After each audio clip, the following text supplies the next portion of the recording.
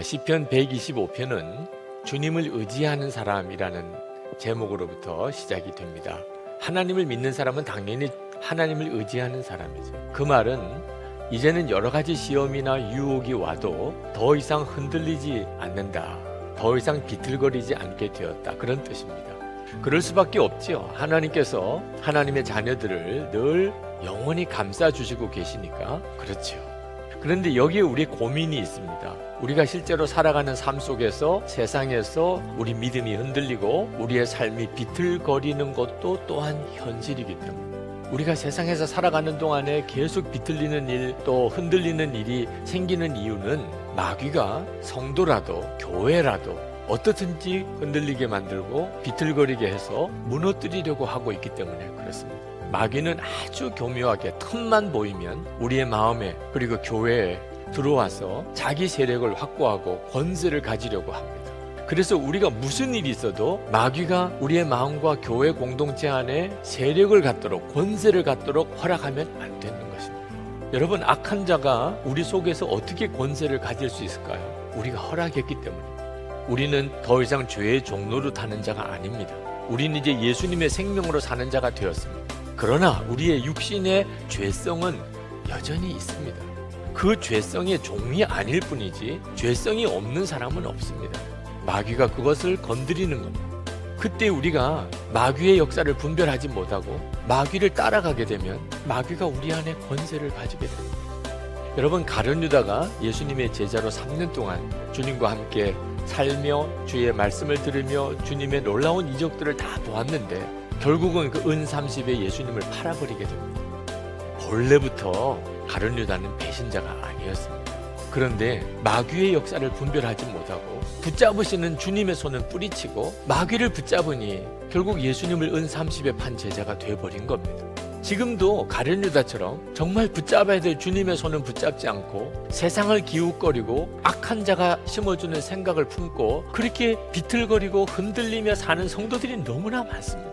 여러분 안에 정말 하나님께서 어떻게 여러분을 이끄시고 인도하시기를 원하시는지를 오늘 말씀을 통해서 여러분이 분명하게 볼 수 있게 되기를 바랍니다. 4절 말씀에 보면 주님, 선한 사람과 그 마음이 정직한 사람에게 은혜를 베풀어 주십시오. 선한 사람과 정직한 마음을 가진 사람에게 하나님의 은혜가 임합니다. 예수님은 우리를 어떤 처지에서도 정결하게 올곧게 지키실 수 있습니다. 세상보다 더 크신 주님이 우리 안에 와 계세요. 에임이라고 하는 인도 자매가 간증하는 영상을 보았는데 참 마음에 깊이 감동이 되더라고요. 뉴욕 대학교에 입학을 했는데 거기서 의사 지망생인 한 청년을 만났습니다. 그리고 교제했어요. 7년 동안 교제했어요.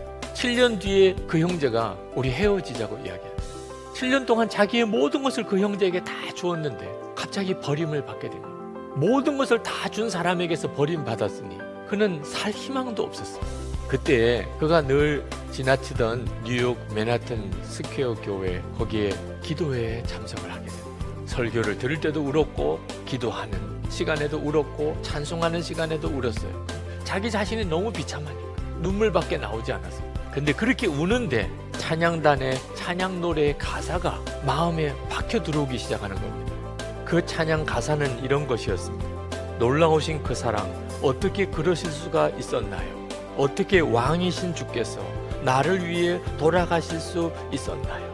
그는 어릴 때부터 교회를 다녔기 때문에 예수님의 십자가에 대해서 생소한 게 아니었지만 그날 그가 정말 버림받은 여자로서 그 예배에 참석해서 그때 들었던 십자가의 사랑, 무조건적인 용서, 그 메시지는 그 자매에게는 정말 충격이었습니다. 그날 그는 예수님을 진짜 마음에 주님으로 영접합니다. 그리고 인생이 완전히 바뀌어져 버렸습니다. 지금은 전 세계를 다니면서 하나님의 말씀을 전하는 사역자가 되었어요. 여러분은 도대체 무엇에다가 여러분의 인생을 바치고 있습니까?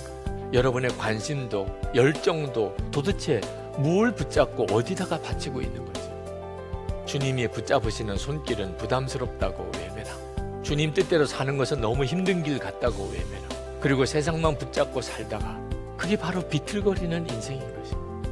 그리고 굽은 길로 가서 결국은 악한 자와 함께 멸망의 자리로 들어가는 거죠. 오늘 이 시간에 주님은 여러분 중에 하나님을 믿는다고 하면서도 세상 따라 사는, 사람 따라 사는, 내 속에 악한 자가 권세를 가지고 있구나. 그분들을 향하여 주님이 말씀하십니다. 주님을 의지하라는, 주님만이 여러분을 다시 붙잡아 주실 수 있다는 것.